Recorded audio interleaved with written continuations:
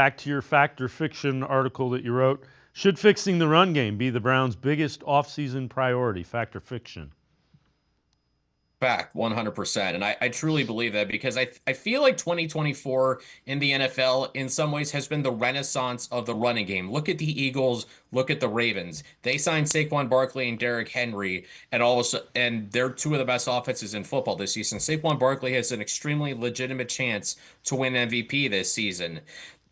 The We talked so much in the past about for years how this has become a passing game, and it seems like this is the first time in a long time that we've come back around to the run game being such an important part of a football game. And with the Browns, you look at what they were able to do in the past so well is run the football. They were 12th in the NFL in rushing a year ago. This year, 29th.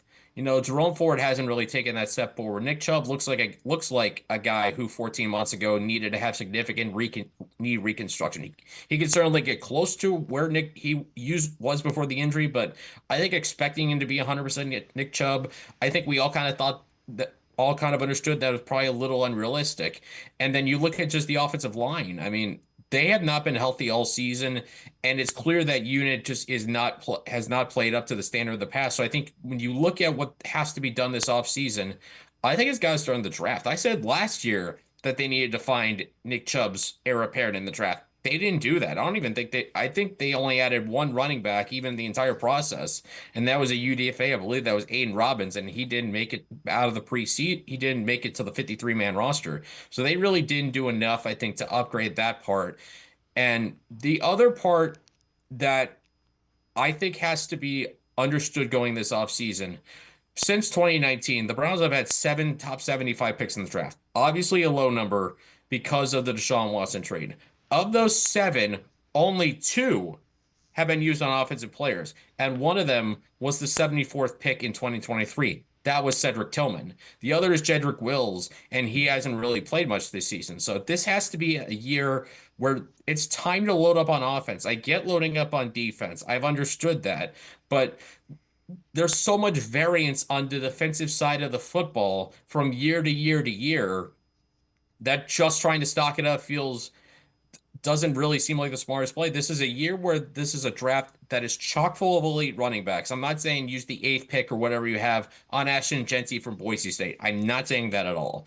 But you have to get a running back out of this draft, and you have to get one early, and you have to get some offensive linemen. I know it's not a great tackle class, mostly because most of the guys who are tackles are more likely to slide into guard, but that still, then you have good starting guards. And if you have high level starting offensive linemen, in some ways, as long as you at least have solid tackle play, you can, if you have all pros on the offensive line, almost doesn't matter necessarily where they are, but you got to rebuild that offensive line. You got to rethink the run scheme, and you have to have fresh legs in that backfield who can really carry a run game and take some pressure off whoever's playing quarterback. Because going back to what we were saying earlier, that maybe Jameis Winston is the best the Browns can get at quarterback. The best thing you could do to help that quarterback is to have a good run game around him. I mean, the Detroit Lions are the best example. Jared Goff, nobody thought of him as anything special, up until maybe a year ago when they started really get hot. And a big thing they did was they prioritized the line of scrimmage and the running game. And you look at where those ingredients, along with historically unsustainably lucky drafting over the last 4 years, that's gotten them all there. But I think emphasis on the line and the running game has played a part in that. Yeah, and the line got old awfully quick. I know Bill Callahan left, and you got Andy Dickerson, and I know you got Deuce Staley, but that line, everybody was banged up. But that's what happens. Offensive lines do not age gracefully. Yeah, and again, that's what happens when you don't have high picks. You have to hit on those picks, and in hindsight, maybe going defensive tackle in the second round, you could have gotten another offensive lineman in there and tried a guard in there to really, protect yourself from Joel Bitonio and Wyatt Teller as they get older. I know Zach Zinter. They took Zach Zinter to the third round. I think there's still potential there.